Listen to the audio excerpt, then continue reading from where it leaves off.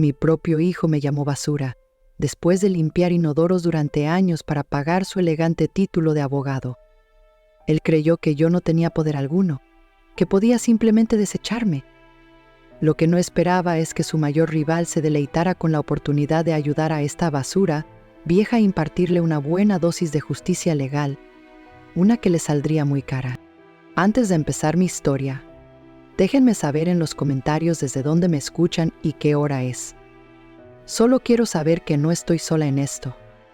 Y si lo que escuchan les conmueve, consideren suscribirse. Ayuda a que más gente se concientice sobre la realidad del abuso a personas mayores. Ahora, déjenme contarles lo que realmente sucedió. Mi nombre es Hazel Bishop y durante la mayor parte de mis 61 años, mis manos han conocido más íntimamente el escozor del blanqueador y la áspera caricia de los trapos de limpieza industriales que la suave loción de una dama.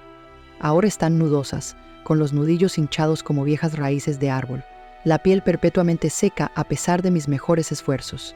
Estas manos cuentan la historia de mi vida.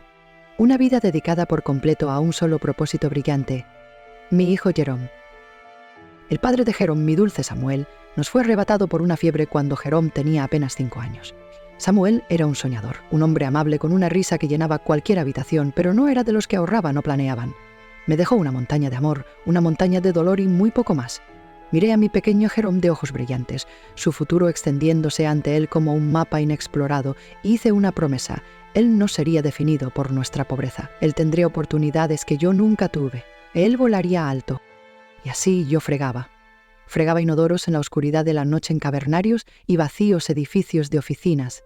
El silencio solo era interrumpido por el zumbido de las luces fluorescentes y el rítmico arrastrar de mi trapeador.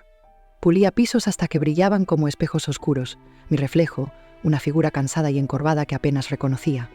Vaciaba cubos desbordados, limpiaba los descuidos de personas que jamás sabrían mi nombre. Personas cuyas vidas estaban a una galaxia de la mía.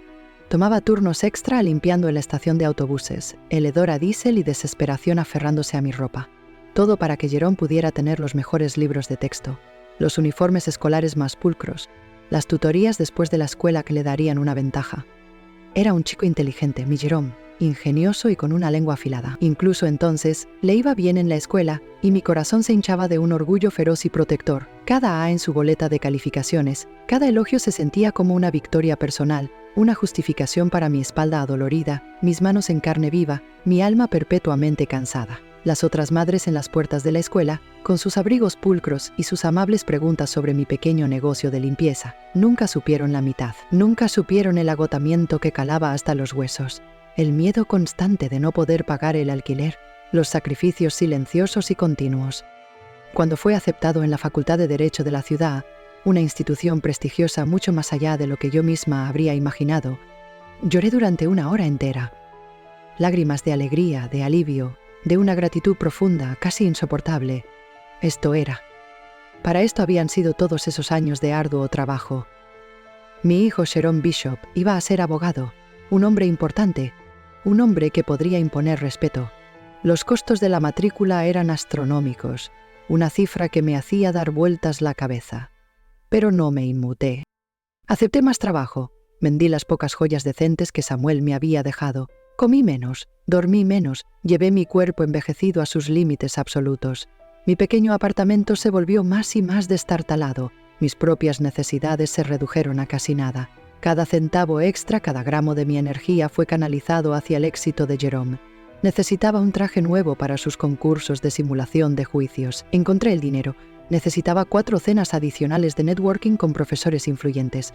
Trabajé un turno extra de fin de semana. Él era bueno para llamar en esos primeros años de la Facultad de Derecho, su voz llena de emoción por sus clases, sus triunfos, el futuro brillante que se abría ante él. A veces me agradecía con un rápido «no podría hacerlo sin ti, mamá», antes de lanzarse a contar su última conquista académica. Esos pequeños reconocimientos eran como combustible para mi motor cansado. Pero a medida que se acercaba la graduación, a medida que empezaba a entrevistarse con firmas de abogados importantes de la ciudad, ocurrió un cambio sutil. Sus llamadas se volvieron menos frecuentes.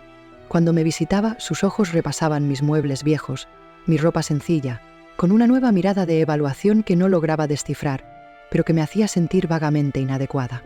Empezó a hablar de imagen, de las conexiones correctas, del mundo en el que estaba a punto de entrar, un mundo tan alejado del aroma, alejía y pulidor de pisos que definía el mío. El día de su graduación, magna cum laude, yo estaba allí, escondida en la última fila del gran auditorio, con mi mejor y único vestido de iglesia, sintiéndome irremediablemente fuera de lugar entre los trajes de diseñador y las bufandas de seda de los otros padres. Mi tos, un persistente y vibrante sonido que se había instalado en mi pecho durante los últimos inviernos difíciles, eligió ese momento para agudizarse, y vi a Jerome, en el escenario, mirarme brevemente con un destello de lo que pareció molestia. ¿O era vergüenza? Rápidamente reprimí la tos, mi corazón encogiéndose. Consiguió un codiciado puesto en Rohr, Sterling y Finch, una de las firmas de abogados más prestigiosas de la ciudad. Clayton Rohr, uno de los socios principales, era un nombre que Jerome mencionaba a menudo con una mezcla de asombro y un extraño resentimiento competitivo. «Es brillante, mamá, pero tan arrogante», decía Jerome. «Cree que lo sabe todo». Ahora, a sus 28 años, Jerome Bishop, Esquire, había despegado. Mis sacrificios, me dije, habían valido la pena. Era un éxito. Mi trabajo estaba hecho. Por fin, quizás podría relajarme un poco, tal vez incluso pedirle un poco de ayuda ahora que ganaba un salario de abogado. Mi casero volvía a subir el alquiler y mi vieja espalda gritaba una protesta más fuerte cada mañana. Seguramente mi hijo, el brillante abogado que yo había formado, entendería. Seguramente recordaría los años fregando inodoros que habían pavimentado su camino a esa reluciente oficina en el centro. Sin embargo, el pensamiento conllevaba un nuevo e inusual temblor de aprehensión. El chico cuyo futuro yo había construido con mis propias manos en carne viva era ahora un hombre de un mundo diferente, y yo no estaba del todo segura de si su madre, Hazel Bishop, la limpiadora, todavía tenía un lugar en él. El aviso de aumento de alquiler se sintió como un peso de plomo en mis manos ya sobrecargadas. Otros $50 con 0 centavos al mes podrían haber sido $500 con 0 centavos. Mi vieja espalda, un testimonio constante y doloroso de décadas encorvadas sobre trapeadores y cubos, hacía cada vez más difícil aceptar esos turnos extra de limpieza en los edificios de oficinas del centro, los que pagaban un poco mejor, pero me dejaban hecha un tembloroso y agotado despojo por la mañana. Mi pequeño cheque de discapacidad apenas cubría lo esencial. Durante años me dije a mí misma que una vez que Jerome terminara la facultad de Derecho, una vez que estuviera establecido, por fin podría relajarme, tal vez incluso pedirle un poco de ayuda. Ese momento, me di cuenta con el corazón encogiéndose, había llegado no como un suave alivio, sino como una dura y apremiante necesidad. Me tomó una semana reunir el valor para llamarlo. Una semana de noches sin dormir, de revivir su mirada despectiva a mi vestido de iglesia desgastado durante su graduación, de sus llamadas telefónicas cada vez más esporádicas. Ahora era Jerome Bishop Esquire, un asociado de la prestigiosa firma Rohr, Sterling y Finch. Estaba ocupado. Era importante. Y yo era solo mamá, la limpiadora, la mujer cuyas manos aún olían levemente a lejía por mucho que me frotara. Finalmente, un martes por la mañana, después de una noche particularmente mala en la que mi espalda se había paralizado por completo, dejándome sin aliento en el frío piso de linóleo de mi pequeña cocina, marqué su línea directa en la firma, un número que me había dado, con un cierto aire de orgullo hacía semanas. «Oficina de Jerome Bishop», respondió una voz nítida y profesional. Era su secretaria. «¿Podría hablar con el señor Bishop, por favor?», pregunté, mi propia voz sonando pequeña y frágil. «Soy su madre, Hazel Bishop». Hubo una ligera pausa, un sutil cambio en el tono de la secretaria. «Un momento, por favor». Esperé, el auricular resbaladizo en mi palma sudorosa. Luego la voz de Jerome, ya no el tono cálido y emocionado de sus días de facultad de Derecho, sino fría, impaciente, una voz que apenas reconocía. «Mamá, ¿todo bien? Estoy en medio de un informe muy importante». «Jerome, querido», comencé, con el corazón latiéndome con fuerza. «Yo no te molestaría si no fuera importante. Es solo mi casero. Ha vuelto a subir el alquiler y mi espalda me ha estado dando muchos problemas. Me preguntaba, ahora que te va tan bien, si quizás podrías prestarme algo solo hasta que encuentre un trabajo más ligero. También quería preguntarle si podía echarle un vistazo a un aviso confuso que había recibido sobre el pequeño, casi olvidado, beneficio de veterano de mi difunto esposo Samuel, algo que un abogado podría entender». Otra pausa, más larga esta vez. Pude escuchar el débil clic de un teclado en el fondo. «Mamá», dijo finalmente, su voz aún más fría ahora. Ya hemos hablado de esto. Apenas estoy empezando. Mis gastos son astronómicos.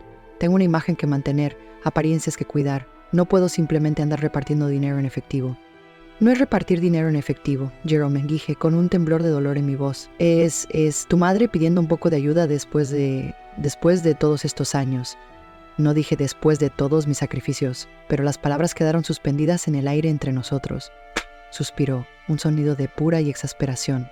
Mira, realmente no tengo tiempo para esto ahora. ¿Puedes reunirte conmigo para tomar un café? En el vestíbulo de abajo. 15 minutos. Es todo lo que puedo dedicarte. Colgó antes de que yo pudiera siquiera responder. Su edificio de oficinas era un monolito brillante de acero y vidrio, un mundo aparte de las calles sucias que yo recorría para mis trabajos de limpieza. Me sentía pequeña y fuera de lugar con mi mejor y único abrigo bueno, mi bolso gastado apretado en mis manos nudosas. El vestíbulo era vasto, resonante, lleno de hombres y mujeres de traje que se movían con un aire de importancia sin esfuerzo. Jerome me esperaba en la entrada del elegante y minimalista café, golpeando su costoso zapato con impaciencia, su mirada revoloteando sobre mí con una expresión que me hacía querer encogerme. No me ofreció un asiento, no me preguntó si quería un café. Simplemente se quedó allí, con los brazos cruzados, su expresión una mezcla de molestia y vergüenza. «Está bien, mamá», dijo con voz baja. «Urgente». «¿Qué es? Rápido, tengo una reunión con el señor Rohr en media hora». «Clayton Rohr», el socio principal que la admiraba y resentía a la vez.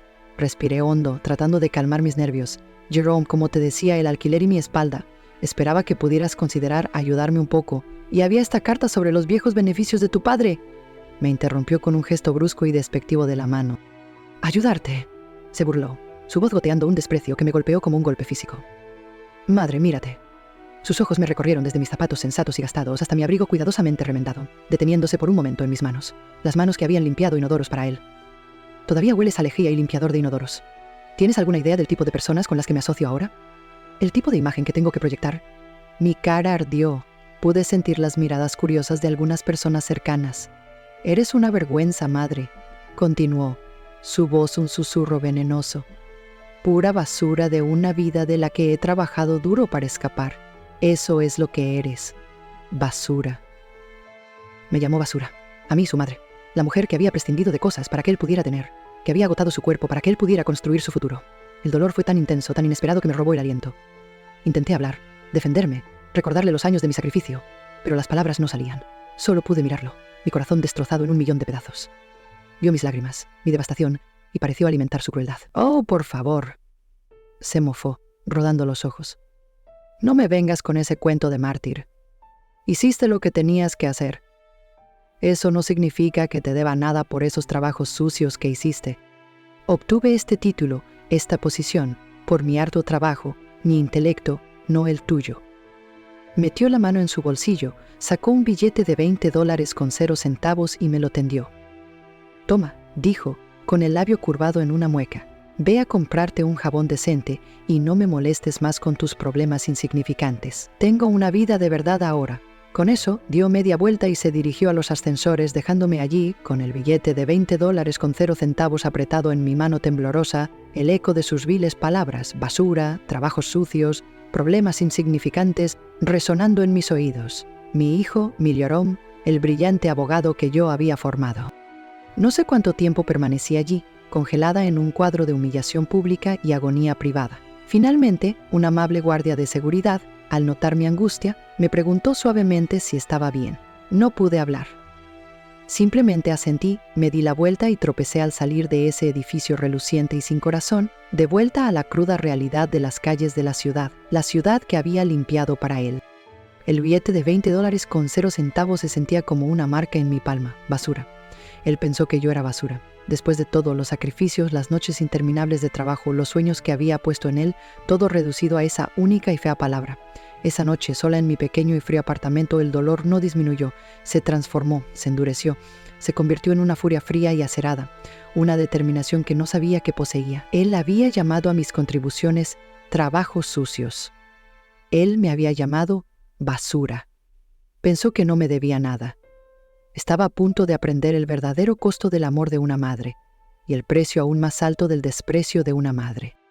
El billete de $20 con 0 centavos que Jerome me había arrojado yacía arrugado sobre mi pequeña mesa de cocina, un monumento crudo e insultante a su crueldad.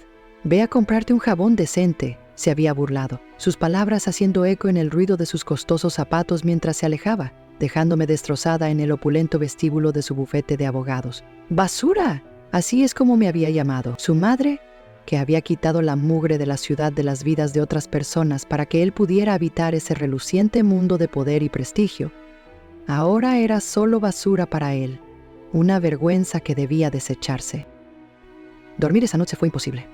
Cada vez que cerraba los ojos, veía su rostro retorcido por el desprecio, escuchaba su voz goteando desdén.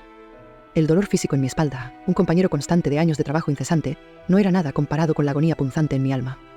No solo se había negado a mi súplica de ayuda, había desmantelado sistemáticamente mi valor, mis sacrificios, mi propia identidad como su madre, todo en el espacio de 15 minutos brutales. Había tomado mi amor, lo más puro e incondicional que tenía para dar, y me lo había escupido en la cara. Pero a medida que la tenue luz del amanecer comenzaba a filtrarse a través de mis delgadas cortinas, algo cambió dentro de mí. El shock inicial, la profunda y movilizadora pena de su traición, comenzó a retroceder, siendo reemplazada por un tipo diferente de fuego. No era la ira caliente explosiva de sus propios berrinches. Era una furia fría, profunda y a fuego lento, del tipo que quema lenta y prolongadamente, forjando la determinación en su calor implacable. Él pensó que yo era basura, pensó que yo era una mártir con problemas insignificantes, pensó que no me debía nada por los trabajos sucios que había hecho, los trabajos que habían pagado sus zapatos relucientes, su costosa educación, su arrogante sentido de superioridad. Estaba a punto de aprender una lección que ninguna facultad de derecho podría enseñarle jamás. La lección de las consecuencias, impartida por la misma mujer que él había despedido tan insensiblemente. Mi mente, generalmente tan cansada al final del día, comenzó a trabajar con una claridad aguda, casi dolorosa. Ahora era abogado, ¿no? Orgulloso de su intelecto, de su capacidad para argumentar, para ganar. Él respetaba el poder y la posición. Claramente no me respetaba a mí ni a mis sacrificios, así que tendría que hablarle en un idioma que él entendiera. ¿Pero cómo? No tenía dinero para un abogado propio. Los $20 con 0 centavos sobre la mesa ni siquiera cubrirían una consulta con el tipo de tiburones legales con los que él ahora nadaba.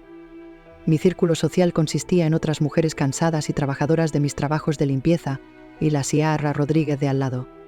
Amables, pero sin influencia. No tenía poder ni conexiones en su nuevo mundo brillante. ¿O sí? Un recuerdo afloró, un fragmento de conversación de una de las raras visitas de Jerome hacía unos meses, cuando todavía intentaba impresionalmente con historias de su incipiente carrera. Se había estado quejando con una mezcla de arrogancia juvenil y respeto, a regañadientes, sobre uno de los socios principales de su firma, Rohr, Sterling y Finch. Clayton Rohr, había dicho Jerome, agitando el vino barato que le había ofrecido como si fuera un Burdeos añejo. El hombre es una leyenda, un gladiador de los tribunales. Cree que camina sobre el agua. Es brillante, eso se lo concedo, pero tan jodidamente seguro de sí mismo. Tuvimos una diferencia de opinión sobre el caso Henderson la semana pasada. Realmente escuchó mi opinión, ¿puedes creerlo? Pero es mi principal rival para ser socio junior el año que viene. Juro que siempre está observando, siempre buscando una ventaja. Clayton Rohr, un rival, alguien a quien Jerome admiraba y resentía, alguien que, según Jerome, siempre estaba buscando una ventaja. Una idea, audaz y aterradora, comenzó a formarse en mi mente. ¿Y si le daba al señor Rohr una ventaja? ¿Qué pasaría si la madre basura, la mujer que olía a lejía y limpiador de inodoros, tuviera una historia que pudiera interesar a un gladiador de los tribunales, especialmente a uno que era el competidor profesional de Jerome? El pensamiento era tan audaz que me hizo latir el corazón con fuerza. ¿Podría hacerlo? ¿Podría entrar en ese mismo edificio reluciente, no como una suplicante que ruega migajas a mi hijo, sino como una posible clienta, una mujer con un agravio? ¿Podría exponer la crueldad de mi propio hijo, su profunda ingratitud a uno de sus propios colegas, sus propios rivales? La vergüenza de ello, la perspectiva pura e impensablemente dolorosa de airear la ropa sucia de mi familia en un foro profesional tan público era inmensa. Pero luego recordé la burla de Jerome, el billete de $20 con 0 centavos, la palabra basura, y mi determinación se endureció. Él no me había dejado dignidad que preservar. Ya había arrastrado a nuestra familia por el fango con su propia vil conducta.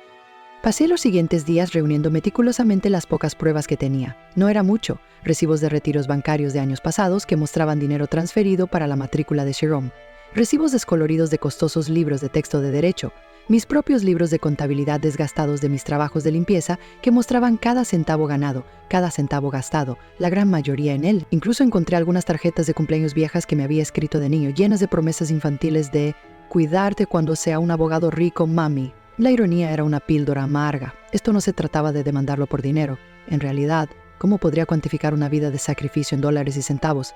No, esto era algo más. Esto era sobre justicia, sí, pero también se trataba de recuperar mi propia narrativa, mi propia valía. Me había llamado estúpida y una vergüenza.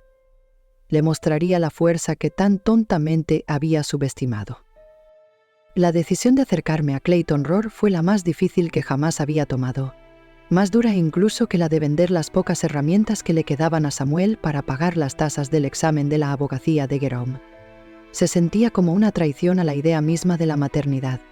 Pero Jerome había traicionado eso primero y de forma mucho más brutal. El viernes por la mañana me puse mi mejor y único abrigo bueno de nuevo. No intenté quitarme el olor a lejía de las manos. Que el señor Roar oliera la realidad de los trabajos sucios que habían convertido su asociado, Jerome Bishop Esquire, en lo que era. Respiré hondo, tomé mi bolso gastado que contenía mis escasas pruebas y mi aún más escaso valor y volví al centro de la ciudad. Esta vez no iba a la cafetería del vestíbulo. Esta vez iba al último piso. Esta vez, Hazel Bishop iba a ver a un abogado por su hijo. El ascensor que me llevó al piso 40 del edificio Roar, Sterling y Finch se sintió como una jaula transparente ascendiendo a un reino al que no tenía derecho a entrar. Mi bolso desgastado, que contenía mi carpeta cuidadosamente compilada de recibos descoloridos, viejos comprobantes bancarios y las tarjetas de cumpleaños infantiles de Jerome que prometían cuidados futuros, se sentía lamentablemente inadecuado en el contexto de mármol reluciente y una eficiencia silenciosa y costosa. El olor a lejía de mi trabajo matutino aún se aferraba débilmente a mi mejor y único abrigo bueno, un marcado contraste con la sutil y costosa colonia que parecía perfumar el aire de este lugar. Jerome trabajaba aquí. Jerome, que me había llamado basura. La recepcionista, una joven con auriculares y una sonrisa que no le llegaba a los ojos, levantó la vista cuando me acerqué a su imponente escritorio de caoba. ¿Puedo ayudarla?, preguntó, su tono cortés, pero con una nota subyacente de control profesional. Me gustaría ver al señor Clayton Roar, dije, mi voz más firme de lo que me sentía. No tengo cita, pero es un asunto personal bastante urgente. Sus cejas perfectamente esculpidas se elevaron una fracción. El señor Roar es un hombre extremadamente ocupado, señora. Generalmente no recibe a nadie sin una cita previa. ¿Esto se refiere a un caso existente? No, dije, apretando más mi bolso. Es sobre uno de sus asociados, el señor Jerome Bishop. Al mencionar el nombre de Jerome, un destello de algo, curiosidad, reconocimiento, cruzó su rostro antes de que la máscara profesional volviera a su lugar. Entiendo. ¿Y su nombre? Hazel Bishop, respondí. Soy su madre. Eso definitivamente obtuvo una reacción. Una pausa más larga esta vez. Sus ojos hicieron un rápido y sutil escaneo de mi apariencia, desde mis zapatos sensatos hasta el cuello ligeramente deshilachado de mi abrigo. Casi podía escuchar el juicio tácito. Esta era la madre de Jerome Bishop, el joven abogado astuto y ambicioso que ya se estaba haciendo un nombre. «Por favor, tome asiento, señora Bishop», dijo, su voz un tono más fría ahora. «Veré si el señor Roar está disponible para hablar con usted brevemente». Me senté al borde de un lujoso sofá de cuero que probablemente costaba más que mis ingresos de todo un año, sintiéndome como un gorrión que se había colado accidentalmente en el nido de un águila. El silencio solo era roto por los suaves clics de los teclados y el zumbido distante de la ciudad. Cada persona que pasaba, impecablemente vestida, exhalando un aire de confianza sin esfuerzo, me hacía sentir más pequeña, más fuera de lugar. ¿Qué hacía yo aquí? Esto era una locura. Jerome tenía razón. Yo era una vergüenza. Justo cuando estaba a punto de perder el valor y huir, la recepcionista me hizo una señal. «Será Bishop. El señor Roar la recibirá unos minutos. Su oficina está al final del pasillo, la última puerta a la derecha». Mi corazón golpeaba contra mis costillas. Era el momento. La oficina de Clayton Roar era inmensa, con una vista panorámica de la ciudad que hacía que mi pequeño apartamento pareciera una caja de zapatos. Libros cubrían una pared entera. No solo tomos de derecho, sino también de historia, filosofía, incluso algunos volúmenes de poesía. Él se puso de pie cuando entré, un hombre alto e imponente de unos 30 y tantos años, su traje impecablemente confeccionado, su cabello oscuro salpicado de un sorprendente toque plateado en las sienes. No sonreía, pero sus ojos, agudos e inteligentes, mantenían una mirada neutral y evaluadora. Me hizo un gesto para que me sentara en una silla frente a su gran escritorio despejado. «Sra Bishop», dijo con su voz un profundo barítono. «Gracias por esperar. Mi secretaria me dice que desea hablar conmigo sobre mi asociado, Jerome Bishop. Por favor, siéntese». Me senté al borde de la silla, con mi bolso en el regazo. No ofreció café, no conversó trivialmente, simplemente esperó, con la mirada fija. «Señor Rohr», comencé, mi voz temblaba ligeramente a pesar de mi determinación. «Yo soy la madre de Jerome Bishop y estoy aquí porque mi hijo me ha tratado de una manera que ya no puedo soportar en silencio. Él me dijo que usted era un hombre que entendía los ángulos, un hombre que no le temía a una pelea». Un destello de algo, diversión, intriga, cruzó su rostro. «Jerome dijo eso, ¿verdad? Interesante». Se reclinó ligeramente. «Por favor, Sra Bishop, cuénteme su historia». Y así lo hice. Le conté todo. Le hablé de Samuel, mi difunto esposo, y de nuestros sueños para Jerome. Le hablé de las décadas que pasé limpiando inodoros, oficinas, el trabajo agotador, los interminables sacrificios para financiar la educación de Jerome, su facultad de Derecho, su examen de la abogacía, incluso el depósito de su lujoso apartamento nuevo. Saqué mi libro de contabilidad gastado, mis recibos descoloridos, los comprobantes bancarios que mostraban años de transferencias a la cuenta de Jerome, siempre marcadas «para tu futuro, hijo». Le mostré las tarjetas de cumpleaños infantiles con sus promesas garabateadas. «Cuando sea un abogado rico, mami, te compraré una casa grande». Luego, con la voz quebrada, le conté sobre la graduación de Jerome, su nuevo trabajo, su creciente arrogancia, su vergüenza de mí. Relaté la escena en el vestíbulo de este mismo edificio. Sus crueles palabras: «Hueles a lejía y limpiador de inodoros. Eres una vergüenza, madre basura». El billete de $20 con 0 centavos que me arrojó como un insulto. Le conté mi súplica desesperada por un pequeño préstamo, mi miedo al desalojo y su absoluta y cruel negativa. A lo largo de mi relato, Clayton Rohr permaneció en silencio, con la mirada fija en mí, su expresión indescifrable. No me interrumpió, no ofreció tópicos, simplemente escuchó, su concentración absoluta. Cuando finalmente terminé, con mi voz temblorosa y los ojos escociéndome por las lágrimas contenidas, hubo una larga pausa. Él tomó uno de los viejos comprobantes bancarios, luego una tarjeta de cumpleaños. De ellos miró hacia mí. «Señora Bishop», dijo finalmente, su voz sorprendentemente suave. «Usted ha soportado mucho. Sus sacrificios por su hijo son extraordinarios, y su respuesta, si lo que dice es exacto, no solo es ingrata, es reprochable». «Es exacto, señor Rohr», dije en voz baja. Cada palabra. Él asintió lentamente. «Jerome Bishop es un joven abogado talentoso, ambicioso, quizás», añadió con una ligera mueca en los labios, «demasiado convencido de su propia brillantez ya. Me ve como un rival, dice usted». «Sí, lo hace», confirmé. Clayton Rohr se puso de pie y se acercó a la ventana, contemplando el horizonte de la ciudad por un momento. Luego se volvió hacia mí. «Señora Bishop, desde un punto de vista estrictamente legal, recuperar fondos entregados durante muchos años sin un acuerdo formal de préstamo puede ser desafiante. La responsabilidad filial, si bien es un imperativo moral, no siempre es un contrato legalmente exigible para el apoyo pasado, especialmente una vez que un hijo es adulto». Mi corazón se hundió. «Por supuesto, fui una tonta al haber venido aquí. Sin embargo», continuó, y levanté la cabeza de golpe, «las circunstancias que usted describe, la actual posición profesional de su hijo lograda directamente a través de su documentado y extremo sacrificio financiero, seguida de su completa y cruel repudiación de usted cuando usted está en una necesidad genuina, y sus comentarios difamatorios y denigrantes sobre usted, presentan una narrativa bastante única y, digamos, convincente». Volvió a su escritorio, sus ojos ahora con un brillo distintivo. La mirada de un gladiador de los tribunales que acaba de oler sangre, o quizás una profunda injusticia que se sintió obligado a abordar. Lo que Jerome le hizo, señora Bishop, particularmente sus comentarios públicos, podría constituir difamación destinada a dañar su reputación, por humilde que usted la considere. Su negativa a ofrecer incluso un apoyo mínimo después de beneficiarse tan ampliamente de sus sacrificios, si bien quizás no sea ilegal en sí misma, pinta un cuadro de enriquecimiento injusto y depravación moral que cualquier juez, cualquier jurado, cualquier colega, añadió con énfasis, encontraría, cuando menos. desagradable. Me miró directamente. Considero que la arrogancia y la falta de carácter de Jerome Bishop son problemáticas, y confieso que la oportunidad de darle una lección de humildad a un joven advenedizo, especialmente a uno que trabaja para esta firma, y claramente lo necesita, no carece de atractivo profesional. Más importante aún, Senara Bishop, su historia me ha conmovido. Ninguna madre merece tal trato. Se inclinó hacia adelante. Tomaré su caso, Senara Bishop, pro bono por ahora.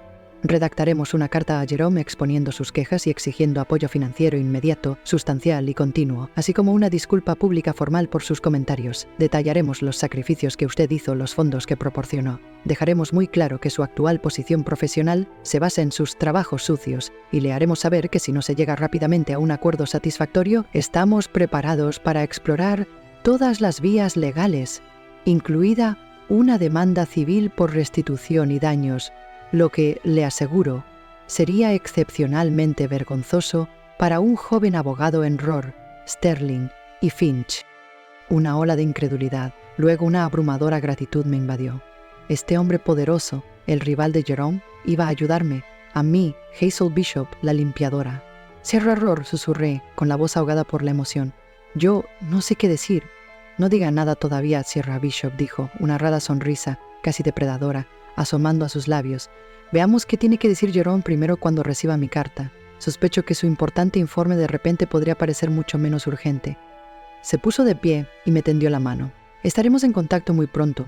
Al salir de su oficina, de esa reluciente torre de poder, mis pasos se sintieron más ligeros de lo que habían estado en años. El billete de $20 con 0 centavos seguía arrugado en mi bolsillo, pero ahora se sentía menos como un símbolo de mi humillación y más como el primer pequeño pago inicial de la justicia que finalmente estaba a punto de ser servida. La semana después de mi encuentro con Clayton Rohr fue un tormento de ansiosa anticipación. Cada vez que sonaba mi viejo teléfono, cada sobre de aspecto oficial que caía por la ranura de mi buzón, me hacía saltar el corazón. ¿Había recibido Jerome la carta? ¿Qué haría? ¿Se desmoronaría su arrogancia? ¿O su crueldad encontraría nuevas y más viciosas expresiones? Continué con mis turnos de limpieza, mi cuerpo moviéndose en piloto automático, fregando pisos y puliendo cromo, mientras mi mente revivía cada detalle de mi conversación con el señor Rohr, aferrándome a su confiada afirmación de que el importante informe de Jerome podría de repente parecer mucho menos apremiante.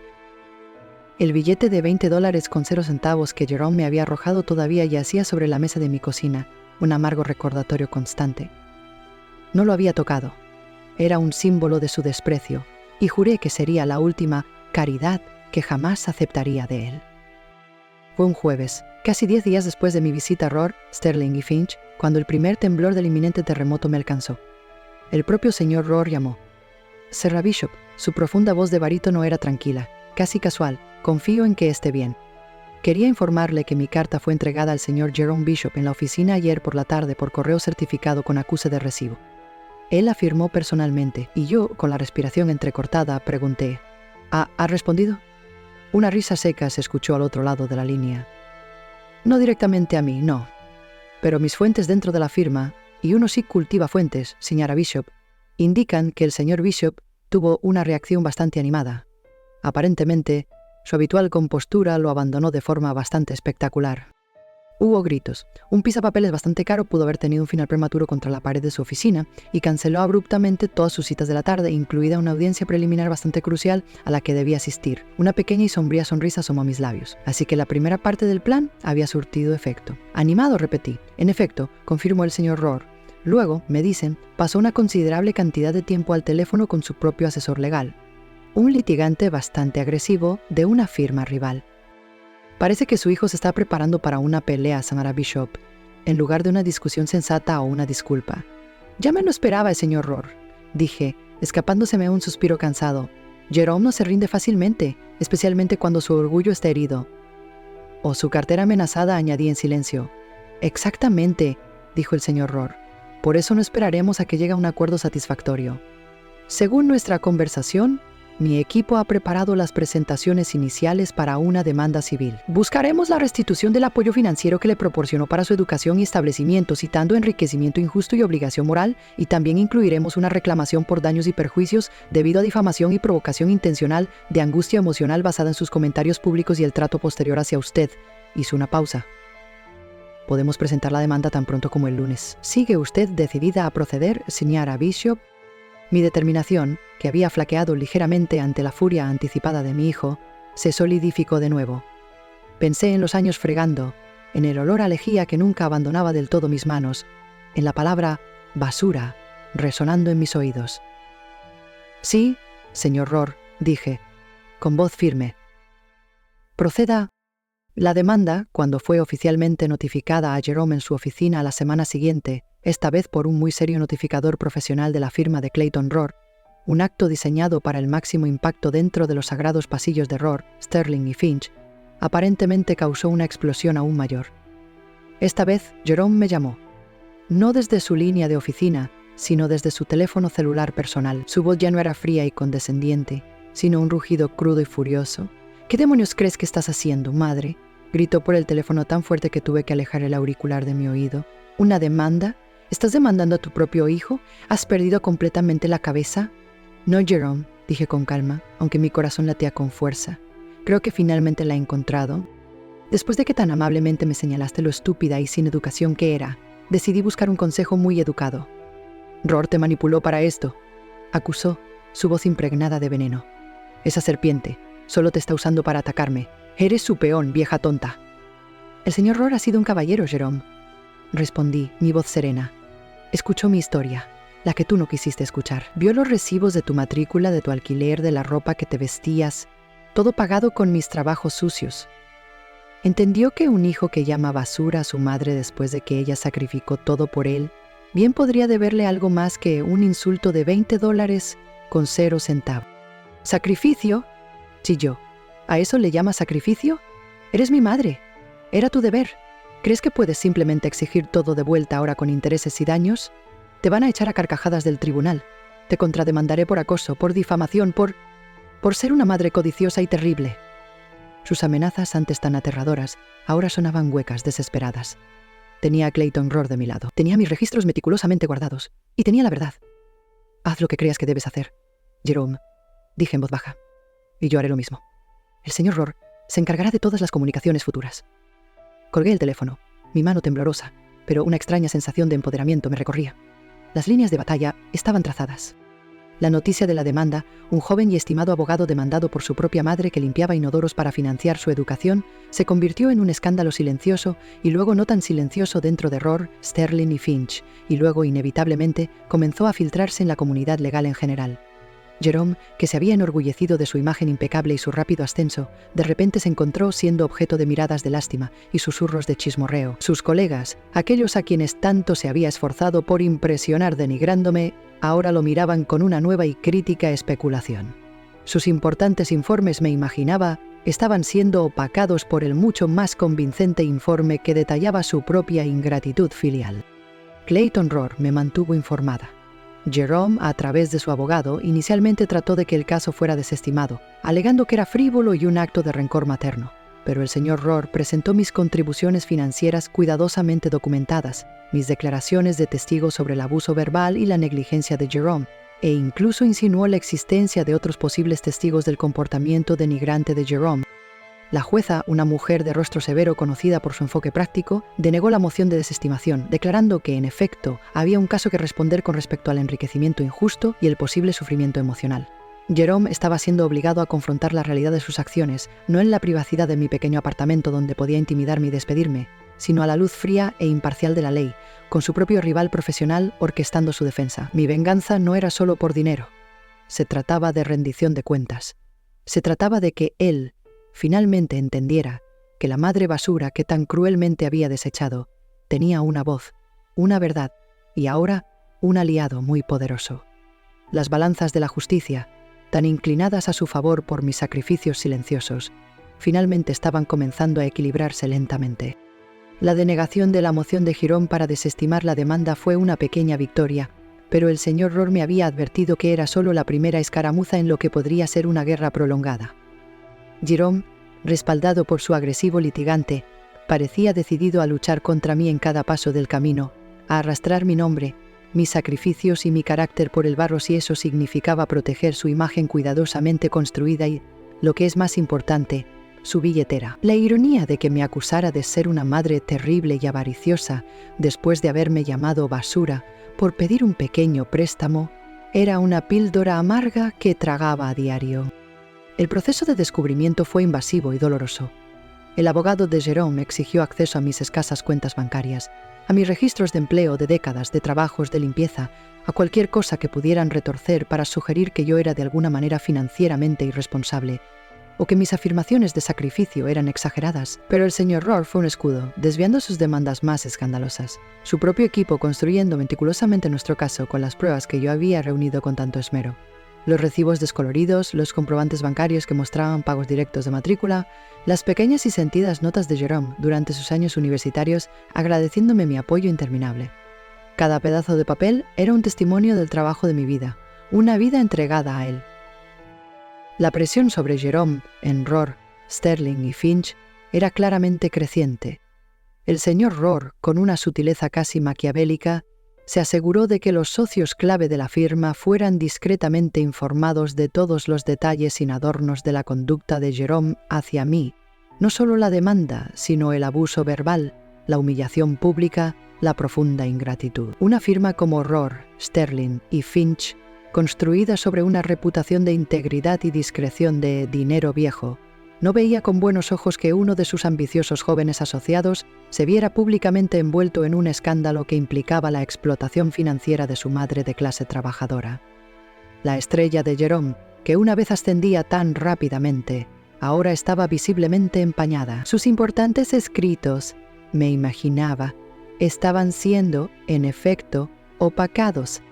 El punto de inflexión no llegó en un dramático enfrentamiento en la sala del tribunal, sino durante una sesión de mediación ordenada por la corte.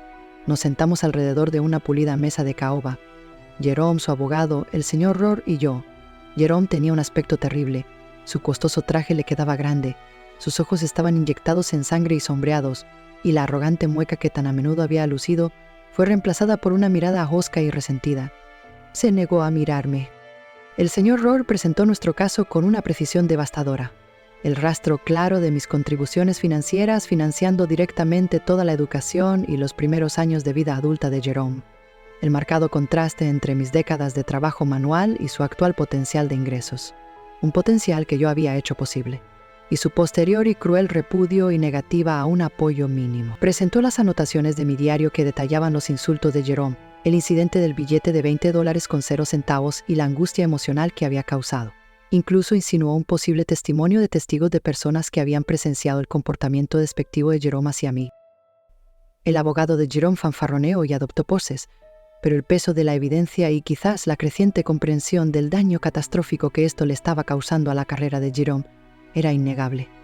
El señor Rohr lo dejó claro. Estábamos preparados para ir a juicio para que yo, Hazel Bishop, la madre que limpiaba inodoros, testificara en un tribunal abierto sobre cómo su hijo abogado la había llamado basura, después de que ella le había financiado toda su vida.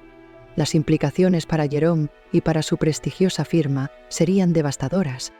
Después de horas de tensa negociación, con Jerome mayormente en silencio y su abogado hablando todo el tiempo, se llegó a un acuerdo. No fueron los millones con los que algunos podrían fantasear en tales situaciones. Mi reclamo no era por una parte de una vasta fortuna que aún no había ganado, sino por restitución, por reconocimiento, por una medida de seguridad para los años que me quedaban, años que él claramente había querido que viviera en la indigencia y el abandono. Jerome se vio obligado a aceptar un plan de pago estructurado, una suma mensual significativa que se deduciría automáticamente de su salario durante los próximos 10 años. Fue, calculó el señor Rohr, una aproximación justa de la inversión financiera directa que había hecho en su título de abogado y sus gastos de manutención durante ese tiempo, con una modesta consideración por la angustia emocional. No me haría rica, pero me permitiría vivir con dignidad, pagar mi alquiler sin temor constante, y finalmente ir a un médico por mi dolor de espalda y mi tos persistentes sin preocuparme por las facturas. También tuvo que emitir una disculpa formal por escrito, verificada por ambos abogados, reconociendo mis sacrificios y retractándose de sus crueles palabras. Aunque sabía que cualquier disculpa suya ahora sería vacía, una necesidad legal más que un sentimiento sincero. La noticia del acuerdo y sus términos rápidamente circuló en Rohr, Sterling y Finch. Jerome Bishop, la arrogante joven estrella, ahora era Jerome Bishop, el hijo que tuvo que pagarle a su madre por llamarla basura después de que ella le había limpiado inodoros. Su carrera, me dijo más tarde el señor Rohr con cierta satisfacción sombría, estaba efectivamente estancada. Ya no estaba en la vía rápida para ser socio junior. Era un lastre, una vergüenza andante para la imagen cuidadosamente cultivada de la firma. Si alguna vez se recuperaría profesionalmente era dudoso. Para mí la venganza fue más que el dinero, aunque eso fue un profundo alivio. Fue el reconocimiento, por forzado que fuera, de mi valor, de mi sacrificio. Fue el conocimiento de que ya no podía desestimarme, ya no podía tratarme como un desecho invisible de su pasado. Lo había enfrentado, no con gritos o amenazas, sino con el poder silencioso de la verdad y la alianza inesperada con un hombre, al que él había subestimado tanto como me había subestimado a mí. Continué con mis trabajos de limpieza, aunque no tantos. El acuerdo me permitió reducir la carga de trabajo y finalmente darle un respiro a mi cuerpo dolorido. Abrí una pequeña cuenta de ahorros, algo solo para mí, para un día lluvioso o quizás para un pequeño placer tranquilo que no me había permitido en décadas. El billete de $20.00 que Jerome me había arrojado, lo enmarqué, cuelga en mi pequeña cocina, un recordatorio diario no de su desprecio, sino de mi propia fuerza, del momento en que decidí que valía más. Rara vez volví a saber de Jerome directamente después de eso. Los pagos mensuales llegaban a mi cuenta bancaria, una transacción silenciosa e impersonal. Sabía que había perdido a mi hijo, quizás para siempre. El niño al que había amado, aquel en cuyo futuro había vertido mi vida, se había ido, reemplazado por un hombre amargado y resentido que ahora solo me veía como la arquitecta de su humillación profesional. Había una profunda y perdurable tristeza en ese conocimiento, una herida que probablemente nunca sanaría por completo, pero mientras me sentaba en mi pequeño y limpio apartamento, el olor alejía finalmente menos parte de mi propia piel y más solo una herramienta de mi oficio, sentí una tranquila dignidad posarse sobre mí. Había fregado pisos para que él pudiera caminar por pasillos pulcros. Él me había llamado basura, pero al final fue su vida la que ahora estaba llena de los escombros de su propia arrogancia e ingratitud. Y yo, Hazel Bishop, la mujer que olía a lejía y a trabajo honesto, finalmente pude respirar. Había encontrado mi venganza no en riquezas, sino en paz, en el respeto por mí misma y en el conocimiento inquebrantable de que, contra todo pronóstico, había recuperado mi